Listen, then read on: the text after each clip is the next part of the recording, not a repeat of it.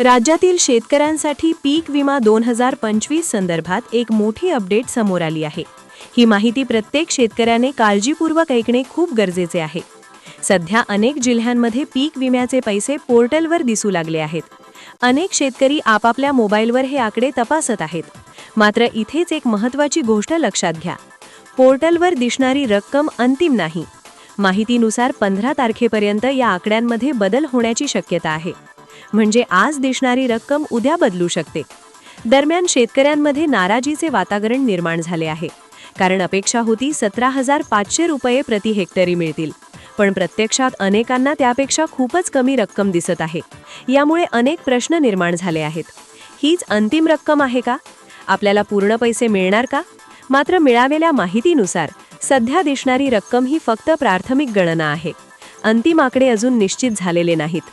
आता महत्त्वाचा प्रश्न, पैसे कधी मिळणार? तर पीक विम्याचे पैसे लगेच खात्यात जमा होणार नाहीत। सरकारी निधी, विमा कंपनीची प्रक्रिया आणि कागदपत्र पडताळणी पूर्ण झाल्यानंतरच पैसे मिळतील। विशेष म्हणजे ज्यांचे नुकसान जास्त आहे अशा शेतकऱ्यांना थोडा अधिक वेळ लागू शकतो, कारण त्यासाठी राज्य सरकारचा अंतिम निर्णय आणि शासन निर्णय म्हणजेच GR लागणार आहे। त्यामुळे शेतकऱ्यांनी सध्या घाई करू नये।